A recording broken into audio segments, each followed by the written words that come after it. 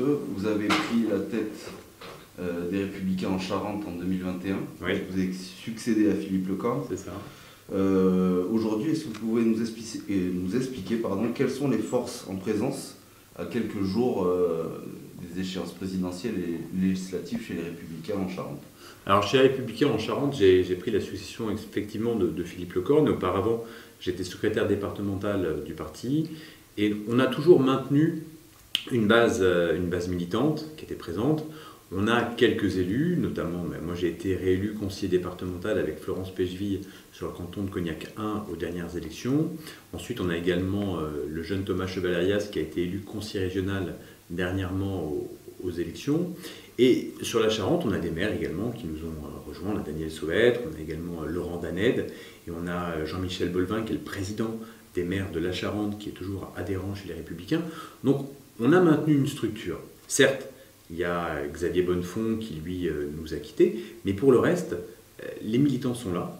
Alors c'est vrai qu'avec le Covid, ça a été compliqué de les réunir, mais on a quand même organisé à la fin de l'été 2 rendez-vous où on a été à chaque fois entre 60 et une centaine de personnes qui étaient là.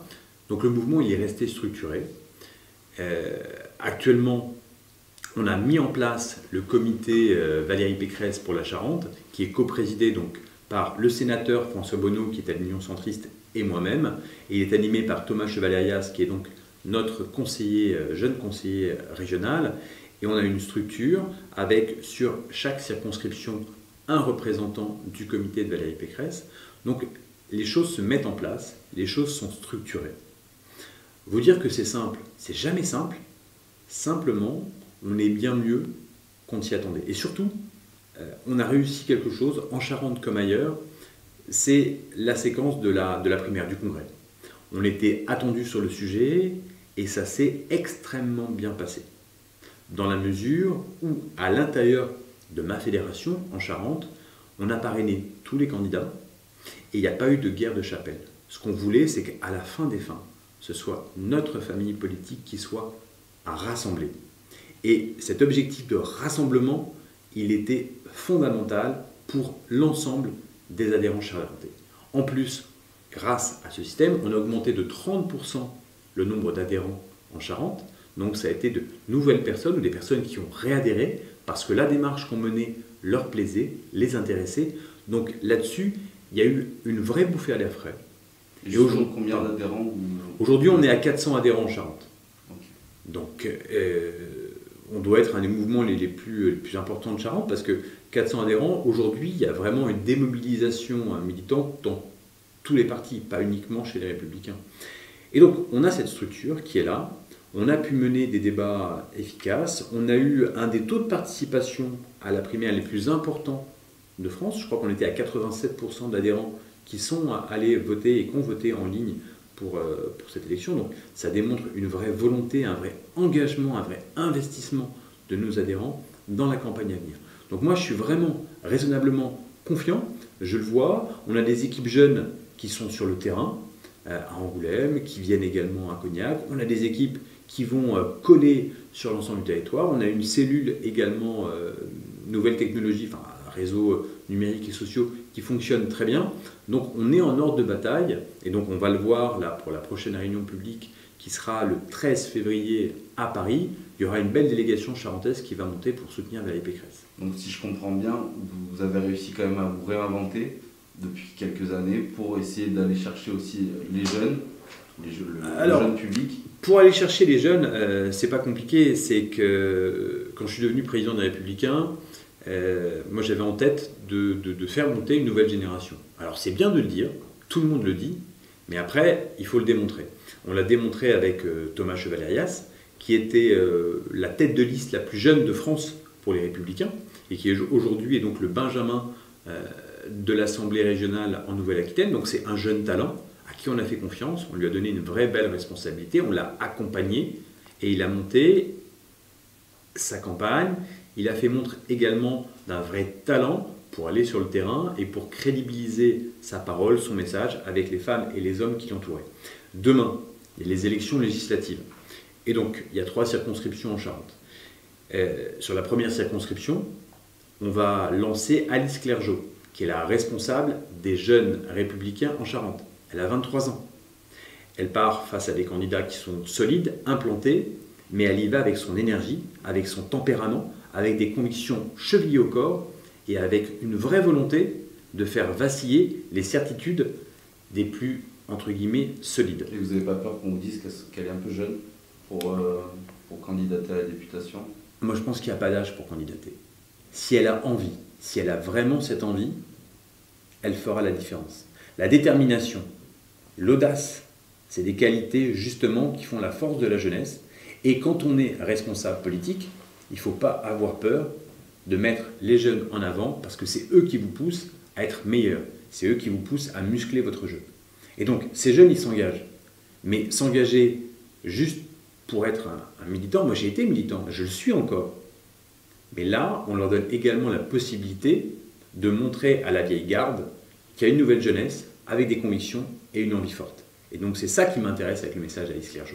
Et si demain, la Charente a l'audace d'élire une jeune fille de 23 ans, députée de Charente, ça donnera une autre image de notre territoire, ça donnera une autre image de la Charente à l'intérieur des travées de l'Assemblée nationale. Aujourd'hui, sur les deux autres circonscriptions, vous avez des candidats? Sur la deuxième circonscription, le candidat c'est moi. Donc ça, j'ai eu l'investiture de ma famille politique, donc ça c'est officiel depuis le 12 ou 13 décembre. Donc là-dessus, je serai candidat sur cette circonscription que je connais bien, parce que pour moi, cette circonscription, elle est répartie en 3 grands ensembles, l'ensemble de Cognac et du pays cognacé, Grand Cognac. Après, il y a les 4B autour de Barbezieux, et ensuite, il y a le sud Charente, donc Chalais et Montmoreau. Il s'avère que je suis élu de Grand Cognac et conseiller départemental de Cognac. J'ai grandi à Barbezieux, où mon père était vétérinaire, j'ai été élu au conseil municipal des jeunes, ma maman a été également conseillère municipale déléguée à Barbezieux, et je connais bien le maire. Et mon épouse est, elle, de Chalais, elle a grandi à Chalais, et mes beaux-parents sont encore installés à Chalais. Et donc, là-dessus, cette deuxième circonscription, je la vis vraiment au plus profond de moi, parce que je la connais dans la mesure où j'ai vraiment des liens familiaux, j'y ai grandi, j'y ai fait ma vie, et je me suis installé, j'ai fondé ma famille sur ce territoire. Donc c'est pour ça que là-dessus, je vais à cette élection avec l'envie de servir mon pays et de servir un territoire que j'aime passionnément et qui est face à des mutations extraordinaires avec la dynamique du Cognac, avec également la dynamique de la base aérienne de Cognac-Château-Bernard qui, avec l'arrivée de l'école de chasse plus le régiment de drone, est une base qui devient hyper stratégique pour la défense française. Donc toutes ces questions me passionnent et je ferai en sorte de mettre mon énergie au service de ce territoire, au service de son histoire que je connais parce que je l'ai vécu de l'intérieur, demain à l'Assemblée nationale. Aujourd'hui, est-ce que vous estimez que la candidature de Valérie Pécresse a aussi permis de reprendre un peu d'élan dans cette course à la présidentielle et aux législatives? Pour moi, une élection présidentielle, elle se gagne sur le rassemblement. Alors, vos collègues journalistes, tous, espéraient que ma famille se déchire et qu'au moment de la primaire, il y avait 5 candidats, il fallait que ça tape, il fallait qu'il y ait du sang sur les murs. Il n'y en a pas eu. Il y a eu de l'intelligence. Et aujourd'hui, il y a une candidate qui rassemble sa famille et qui rassemble l'ensemble de la famille. L'ensemble, je dis, moi, ce que j'appelle les 3 droites de René Raymond. Les légitimistes, les bonapartistes et les orléanistes. Et donc tout ça fait qu'avec elle, on a enfin une équipe de France pour porter un autre message que celui qui est porté depuis 5 ans. Et ce que je sens, ce que j'entends autour de moi, c'est Jean Hubert. Elle peut. Et je dis, mais c'est pas elle peut, c'est elle va. Elle va le faire. Elle est venue en Charente. Elle est venue à Cognac. Et là, elle est venue à un horaire qui était compliqué, mais il y avait 120 personnes dans la salle. Elle a fait un triomphe. Les gens l'ont écoutée, l'ont entendue, l'ont appréciée. Pour certains, l'ont découverte. Et donc, on sent qu'il y a une vraie dynamique qui se met en place parce qu'elle est crédible. On voit ce qu'elle a fait dans sa région Île-de-France, ce qui est un résultat remarquable. C'est en plus une femme qui aime les challenges politiques parce qu'elle n'a hérité de rien. Je rappelle qu'elle a été élue députée dans une circonscription des Yvelines et elle avait face à elle une légende qui était le général Morillon, le général de la Bosnie-Herzégovine, de Sarajevo, celui qui avait marqué l'histoire française parce qu'il avait su dire non. Elle l'a battu à la régulière. Ensuite, la région Île-de-France, elle est allée la gagner face à la gauche. Et on a bien vu, c'était quand même compliqué, on a essayé au municipal face à Anne Hidalgo, on n'a pas réussi. Elle a réussi. Et cette énergie, cette puissance de travail, c'est au service de la France qu'elle veut la mettre. Et moi, je reste persuadé qu'aujourd'hui, elle a une originalité dans son message, et elle a une vraie force de caractère et un vrai tempérament qui va emporter les Français.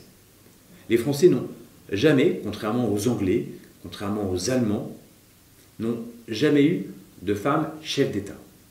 On a la possibilité, pour la première fois, d'avoir une femme chef d'État. Et je pense très sincèrement que ça changera les choses, que ça changera le rapport que notre présidente aura au pouvoir et à l'incarnation de ce pouvoir. On l'a vu depuis 5 ans, on a un pouvoir qui est hors sol, qui se refuse à raconter une histoire de France, un roman national, et qui est persuadé qu'on peut être élu grâce uniquement à une couverture médiatique extrêmement solide et à un concours de circonstances qui fait que.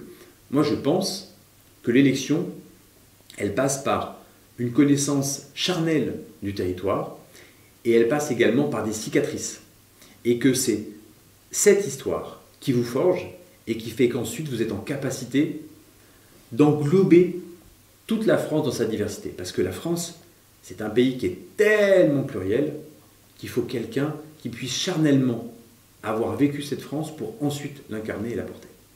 Aujourd'hui, au niveau départemental, quelles sont vos actions au sein du parti?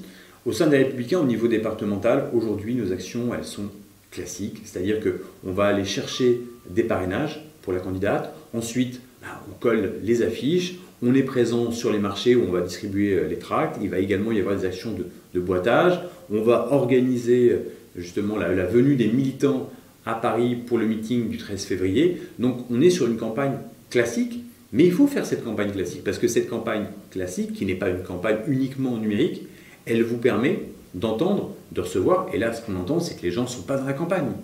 Mais on y va. On y va pour dire que nous, on est là. On est là pour les écouter, on est là pour échanger, on est là pour leur présenter les propositions de notre candidate. On est là pour incarner la candidate. Ce n'est pas uniquement une campagne numérique, c'est également une campagne physique. Moi, je suis attaché à la dimension charnelle de toute campagne. Et aujourd'hui, vous vous sentez sur le numérique. Est-ce qu'il existe encore des antennes en Charente des Républicains? Est-ce que vous avez des locaux où Ah non, on n'a pas de locaux. Venir, mais aujourd'hui, on n'a pas de local, mais on a tous des téléphones portables. Et moi, mon téléphone portable, 06 27 67 83 12, je le donne à tout le monde. Et si les gens veulent m'appeler pour aider, pour militer, pour s'engager, pour participer, ils le font. Et on l'a vu justement, on a également le site internet des Républicains qui est très bien fait, avec mes coordonnées, celles de Guillaume Chupin qui est secrétaire départemental, les coordonnées de mes délégués de circonscription, Alain Boivin sur la 2e, Denis Dobrosse sur la 1re, ou Jacqueline Germont sur la 3e. Et donc tous ces gens-là sont extrêmement disponibles, et on a un quadrillage du territoire qui fait que quand on est appelé, quand on reçoit un mail, on est réactif et on rencontre les gens. Et comment faire pour rassembler justement quand on n'a pas de lieu où se rassembler? Ça c'est très simple. Ça, par exemple, là, les 2 dernières réunions qu'on a faites, on a demandé au restaurant du Golfe d'Angoulême, parce que c'est une position centrale, on a réservé la salle du Golfe, et donc on a organisé 2 déjeuners, à chaque fois avec des invités, et donc là-dessus, tous les adhérents viennent, et il y a un vrai échange. Et donc là, à l'issue de ça, ils partent avec leurs fiches, leur feuille de travail, et ensuite, nos délégués de circonscription, sur leur territoire, organisent des événements ponctuels. On l'a vu, par exemple, quand il y avait les débats, et donc là, c'était au Peuple et Latitude à Angoulême, où à chaque débat, il y avait un point de rendez-vous qui était donné, et les adhérents y allaient, ils étaient 20, 30, pour regarder, pour échanger entre eux. Donc c'est comme ça. Enfin, c'est pas parce qu'on n'a pas un point central que le parti n'existe pas, au contraire. Quand il n'y a pas de point central, ça veut dire qu'on s'organise au niveau de la logistique pour les affiches et les tracts, et après, on va les chercher, on va chez les uns, chez les autres, on fixe des points de rendez-vous, et on y va. Et aujourd'hui, vos adhérents, si vous devez donner une photographie un peu de ce que sont vos adhérents, on va pas. Aujourd'hui, mes adhérents, c'est à l'image de la France. Bon, il y a une représentation plus importante de personnes plus âgées, mais pour une raison simple, c'est que la culture militante, la culture de l'adhésion, c'est une culture qui est de moins en moins naturelle. On le voit, on est dans une culture de l'individualisme, et il arrive aux partis politiques ce qu'il arrive aux syndicats français. Vous avez un taux de syndicalisation en France qui est de 8% chez les salariés du privé, et du public ne doit pas être beaucoup plus. Donc il n'y a plus aujourd'hui, il n'y a plus ce besoin d'adhérer. Mais il n'empêche qu'on a maintenant, avec Alice Clergeau, une équipe d'une quinzaine de jeunes qui sont extrêmement mobilisés, qui vont sur le terrain, et forcément qui, petit à petit, avec leur langage, avec des réseaux sociaux sur lesquels je ne suis pas, moi je ne suis pas TikTok et je ne suis pas non plus Snapchat, je suis plus Instagram, Facebook et Twitter, un dinosaure des réseaux sociaux, mais les jeunes, ils vont discuter, ils ont également des façons de faire leurs vidéos et de mettre en scène leurs actions militantes qui fonctionnent et qui sont différentes de celles que je pouvais avoir quand j'avais leur âge. Mais je trouve ça extrêmement intéressant. Donc voilà, on essaie, on va devant les lycées, et puis après il y a un échange entre personnes du même âge, ça passe pas, mais non, c'est extrêmement intéressant. Et justement, on parle beaucoup de la jeunesse. Est-ce que vous pensez que ces jeunes, c'est eux qui peuvent faire basculer ces prochaines élections? Honnêtement, je suis incapable de savoir ce qui va faire gagner et ce qui va faire basculer ces prochaines élections. Les jeunes, peut-être, mais ce que je vois, c'est que la dernière élection à laquelle j'ai participé, c'est les élections départementales. J'ai tenu mon bureau de vote de 8h à 18h et j'ai vu très peu de jeunes venir voter. Et moi, je pense qu'aujourd'hui, ce n'est pas un désintérêt des jeunes pour le vote, c'est juste que le vote a muté. Et c'est qu'aujourd'hui, ces mêmes jeunes, ils passent leur journée à voter, à interagir sur leur quotidien à travers les réseaux sociaux. Et c'est quand même compliqué d'expliquer à un jeune que pour avoir un impact réel, il faut qu'il aille prendre 10 minutes, 20 minutes pour mettre une enveloppe, pour mettre un bulletin dans une enveloppe. Aujourd'hui, moi j'ai entendu des choses, oh ben, les élections c'est pas écologique, regardez tout le papier que vous avez imprimé. Si on m'avait dit un jour qu'on me ferait le reproche que les élections n'étaient pas écologiques, c'est juste surréaliste. Et aujourd'hui, un jeune, il vous explique, mais attends, Jean-Hubert, si je veux avoir un poids sur la société qui m'entoure, je fais une pétition sur les réseaux sociaux, une vidéo, et après je vais voir les décideurs. Je leur dis, tu vois ma vidéo, elle a fait 15 000, 20 000, 30 000 vues. Là j'ai du poids, là j'ai un impact. Et c'est vrai que par rapport à ça, c'est compliqué de lui expliquer, oui mais il y a également une démocratie représentative. Mais non, moi ma démocratie elle est tout le temps, elle est permanente. Parce que je mets un like quand j'aime, je vote sur un référendum en ligne et j'interagis en disant directement à ma communauté ce que j'ai envie de leur dire. Et je ne suis pas obligé de passer par, entre guillemets, l'ancienne démocratie qui fait que je dois avoir un représentant qui a été élu et pendant 6 ans, pendant 5 ans, c'est lui qui va décider pour moi. Et déjà, moi, Jean-Hubert, dans 2 ans, je ne sais pas si je penserai la même chose que maintenant. Donc 6 ans, c'est tellement long. Et c'est ça qui est compliqué avec la jeunesse, parce qu'aujourd'hui, ils sont dans l'hyper-démocratie et dans cette instantanéité qui a été en plus hyper accélérée par l'explosion des réseaux sociaux et ensuite des chaînes d'info continue qui sont justement, qui ont besoin en permanence d'avoir de la nouveauté, d'avoir de l'information. Donc ces jeunes, ils sont biberonnés à ça, ce qui veut dire que nos cultures représentatives, démocratiques, entre guillemets à l'ancienne, c'est que du compte. Enfin, ce que je vous dis, je le ressens et j'ai pas de solution. Si ce n'est d'aller voir, d'aller discuter, mais après, on a un gap technologique qui fait que le conseiller départemental, ça les fait sourire par rapport à ce qu'ils peuvent avoir comme poids quand ils font une vidéo qui est partagée 150 fois. Et là, ils savent qu'ils ont un poids face aux personnes qu'ils ont en face d'eux. J'avais une dernière question. Donc du coup, aujourd'hui, on a un député LREM pour la première circonscription. Oui. Pareil pour la deuxième. Il est plus complètement LREM, Thomas Mesnier. Okay. Il est porte-parole officiel d'Horizon, donc il faudra lui poser la question pour savoir où il se situe. Et à la troisième, du coup, si je ne me trompe pas, c'est Jérôme Lambert, l'inébranlable, l'inoxydable, la légende. Donc aujourd'hui, quel retour vous avez sur leur travail? Le retour que j'ai sur leur travail, c'est pas à moi de le juger. Moi, forcément, Sandra Marceau sur la deuxième, moi je vois ce qui s'est passé et je sais je peux avoir une vraie légitimité face à elle. Thomas Mesnier, il a été médiatisé. Aujourd'hui, est-ce qu'il est encore à l'REM? Est-ce qu'il est à Horizon? Quid des relations entre son ancien Premier ministre et le Président de la République, c'est compliqué. Moi, je siège avec lui au conseil départemental, ça se passe très bien, il n'y a pas de sujet. Jérôme Lambert, je le connais moins, mais Jérôme Lambert, c'est plus qu'un député, c'est une marque. Quand vous êtes élu député depuis 1986, que vous avez eu un intermède entre 93 et 97, les gens, ils votent pour une marque. Et donc, c'est la marque Lambert. Alors, la marque du lambertisme, je ne la connais pas bien, parce que c'est vrai que c'est un territoire où j'ai moins d'antennes, le nord de la Charente-Limousine. Globalement, ce qu'il faut voir, c'est leur capacité à faire exister la Charente. Et moi, je pars du principe qu'un député, enfin, c'est comme ça que moi j'estime et que j'envisage mon rôle de député demain, si je viens être élu, ça doit avant tout être un simplificateur plus qu'un législateur, parce qu'aujourd'hui, il faut simplifier les choses. Et ensuite, ça doit être un lobbyiste de son territoire. Et le territoire de la Charente, c'est ses saveurs, c'est sa position, c'est son économie du cognac, c'est également les questions de défense qui sont essentielles. On a 3 bases extrêmement importantes sur la Charente. Donc là, il faut que les députés aient cette culture parce que ça représente beaucoup d'emplois et une vraie économie sur le territoire de la Charente. Ensuite, c'est également le pôle de l'image à Angoulême, parce que là, on a cette dynamique culturelle et on a une ville, Angoulême, qui est en train de se développer parce qu'il y a la LGV, parce qu'il y a un maire efficace, parce que également le département, la majorité dans laquelle j'étais auparavant, a fait énormément pour faire venir des étudiants qualifiés. Donc on est vraiment en train d'ouvrir Angoulême à l'économie du savoir et à l'économie 4.0. Et on le voit avec les nouvelles chaînes et les nouvelles plateformes de diffusion. L'économie autour de l'image animée, autour également des jeux vidéo, c'est quelque chose qui demain va prendre encore plus d'importance. Et donc on est au cœur de ça et il faut en profiter.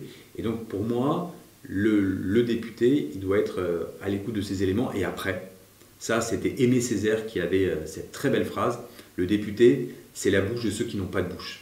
Ce qui veut dire qu'il faut avoir un pied à Paris, mais également une dimension locale d'écoute et de mise au service des autres. On est là pour aider les autres, on est là pour faciliter, on est là pour répondre là où d'autres n'auraient pas de réponse.